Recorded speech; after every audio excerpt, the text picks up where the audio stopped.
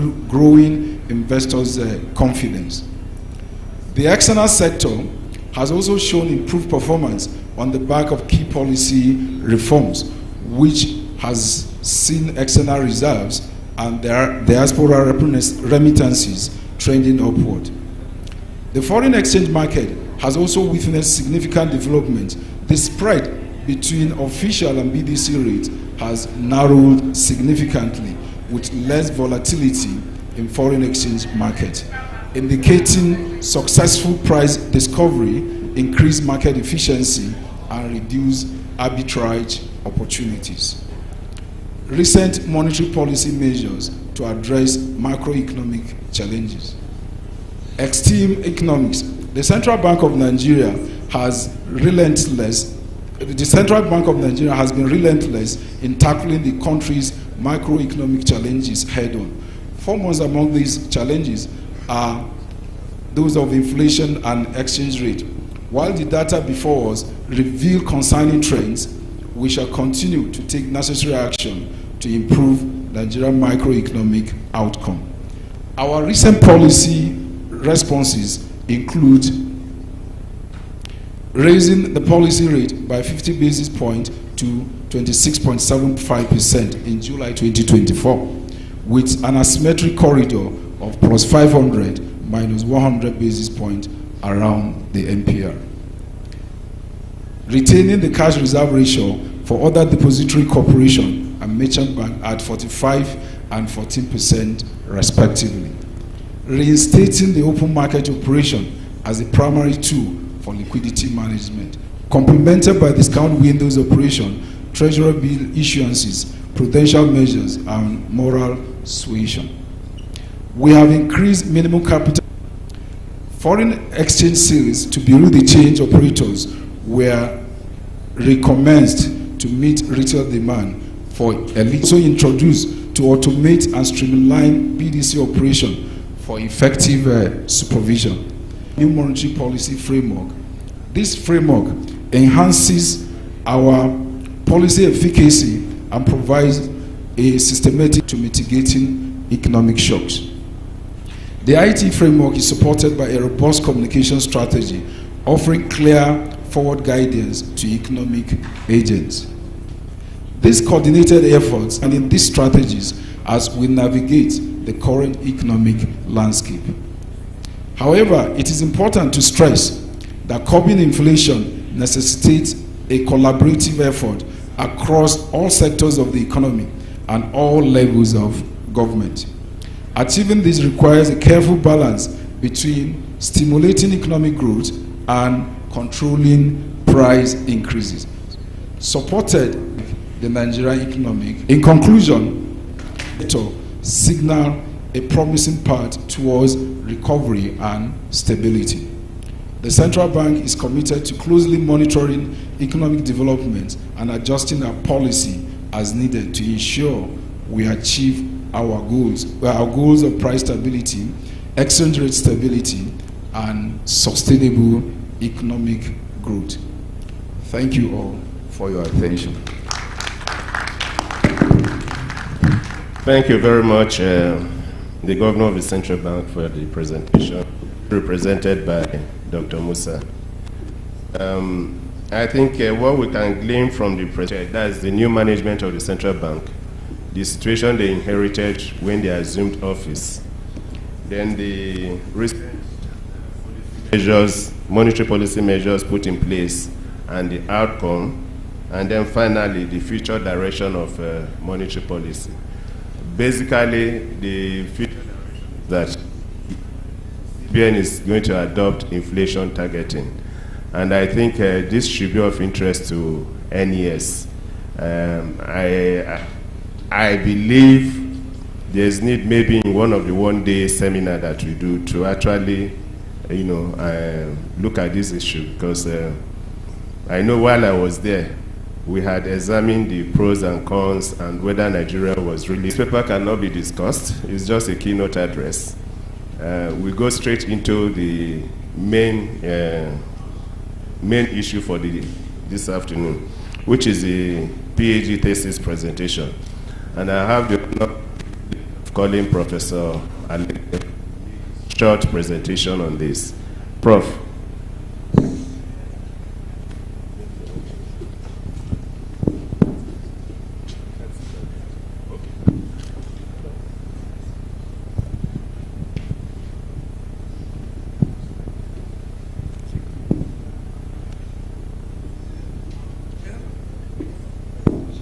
Prof, will 5 minutes be okay for you? Don't worry, just okay. because you need to understand the processes we took so that you can know how fair the committee has been. Okay. Let me first of all thank the President, Nigeria Economic Society, and the Council for the opportunity given to us. And we were about 6 or so at the beginning, but when we saw the time frame and the number of thesis we have to examine, we asked for 2 other members. And so we are very much appreciative for this. And another thing is to observe that this should become part of what NES is doing. Because at the same time, we are training ourselves, because I know what other universities are doing, to make their own students better than my own part-time. Secondly, the students that are earning this award, they are going to be our own for life. So they are representing us everywhere they are. And so with that, I think, and the processes we took are the processes that you all know as lecturers and so on. If you are not a lecturer, at least you passed through us before. You will have known what we did to you. And so those are the basic things. Now, this committee was formed around February this year by the Council and the President to look into the submission made. Obviously, the selection was very good made by the President, because they went through various universities and made sure that people they think can do the job did it. And I can tell you that the people we have are very, very honest, strong individuals that we can vouch for part-time. I hope you will clap for them now. Thank you so much. Well, I don't want to miss anybody. We are expecting them, but then. Okay. Professor Uche is there. Professor Anyiwe is there. Professor Olomala is there. Professor Ranu was there. Professor Salisu from University of Ibadan was there. And I'm not missing somebody, perhaps myself. So thank you so much.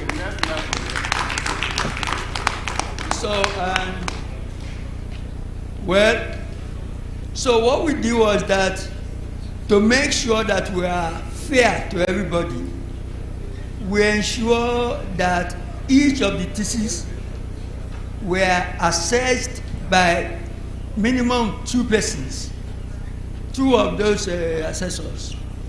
And so that was the first phase. Then on the second phase, we allocated another 2 persons. Okay? So at that time, we now rank all those we had. And then we now say, okay, the first 5, in this case we took 4 because of the number of hands on ground who are ready, who are at the time there. So we now said we are going to reassess the other 4, the best 4. And so doing this, we are able to now see that at least during all these events, these are the 3 people we are going to recommend to you. And if I have the slide, I wanted to show, yes, the names are coming. Yes, Rano, yes, Dr. Tosi Adeni is there, and our able secretary was Dr. Adeboje. Now, let me see the next slide, please. Okay, so we have 16 of them and so on. Now, what are the bases we used? Because that is very important. That's the next slide. Good. You know, if you ask me to do it anyhow, I may do it differently. But these are the ways we organize, we agreed to do it. That means we are going to look at the originality of disease. Second, hello, come back. Oh. Okay, is the understanding of issues being discussed in the thesis. Then we had depth of literature. That's very important. And then you have methodological soundness.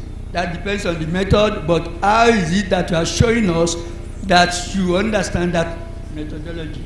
Okay? You have contribution to knowledge. This is very important because you can write anything. We must see your contribution to knowledge in your work. Very, very key. Then we went to the objective, which we are going to tally with most of the things. Then creativity.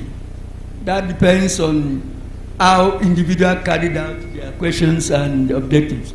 So policy relevance, like we have been talking since yesterday, you know most of the models have a kind of policy relevance. If you are just writing for writing's sake, nobody needed it. But your paper or your thesis must be relevant to what the Nigerian economy needs. And next page, I think I've almost come to the close anyway. Oh yeah, next slide. Well, it is, thank you. Thank you so much. Yes, we have the 3 candidates. I don't know. Okay.